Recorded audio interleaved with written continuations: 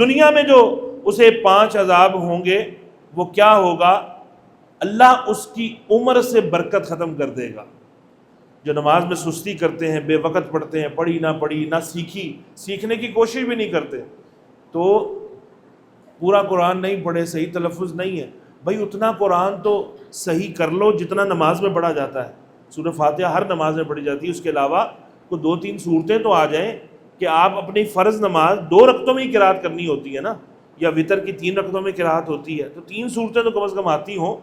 تو بہرحال اللہ رب العالمین عمر سے برکت ختم کر دیتا ہے نماز میں سستی کرنے والوں کی۔ نمبر 2، ان کے چہروں سے صالحین کی نشانی ختم کر دے گا، وہ دیکھتے ہی شکل لگے گی پتہ نہیں کس کا چہرہ ہے یہ، مکروہ چہرے بعض اوقات ہوتے ہیں۔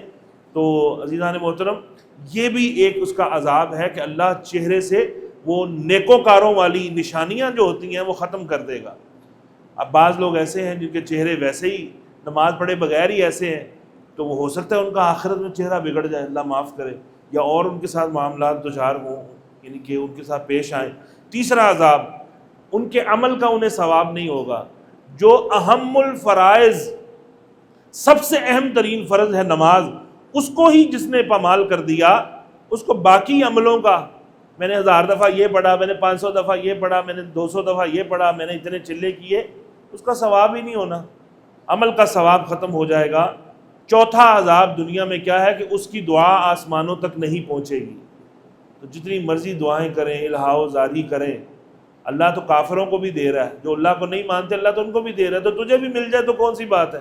یہ نہ سمجھ کہ تیری دعا قبول ہوئی ہے تو تجھے ملا ہے، یہ اللہ رب العالمین نے نہ جانے کس کے صدقے تجھے دے دیا۔ جس اللہ فرماتا ہے کہ اگر یہ جانور نہ ہوتے، اللہ کے رسول فرماتے ہیں، تو اللہ بارشیں ہی نازل نہ کرتا۔ تمہارے اعمال ایسے ہیں کہ اللہ بارشوں کو روک لیتا۔ یہ جو بارش ہو جاتی ہے نا، پھر بھی اللہ کی اور بھی تو مخلوق ہے، زمین بھی تو اللہ کی مخلوق ہے، درخت بھی تو اللہ کی مخلوق ہے نا، تو اللہ تعالیٰ نے ان کو رزق تو دینا ہے، تو ان کے صدقے میں تمہیں بھی مل جاتا ہے۔ عزیزان محترم، 5واں عذاب دنیا میں کیا ہے کہ نیک لوگوں کی دعاؤں سے اس شخص کو کوئی حصہ نہیں ملے گا۔ اب ساری دنیا میں جتنے مسلمان ہیں دعائیں کرتے ہیں، یا اللہ امت مسلمہ کی بخشش و مغفرت فرما، حضور کی امت کو معاف فرما، یہ جتنی ہمارے اولیاء، علماء، صوفیاء دعائیں کرتے ہیں، اس نماز میں سستی کرنے والوں کو ان نیکوکاروں کی دعاؤں سے بھی کوئی حصہ نہیں ملے گا۔ کتنی بڑی محرومی ہے، ہمیں نہیں پتا کہ ہمارے گناہوں کی معافیاں کون کون مانگ رہا ہے، کہاں کہاں مانگ رہا ہے، ٹھیک ہے؟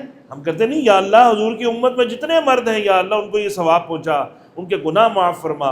عزیزان محترم، یہ دنیا کے عذاب ہیں کہ عمر میں برکت ختم، چہرے سے نیکوکاروں کی نشانیاں ختم، عمل کا ثواب کوئی نہیں، دعائیں آسمان تک نہیں پہنچنی، اور نیک لوگوں کی دعاؤں سے حصہ بھی کوئی نہیں ملنا۔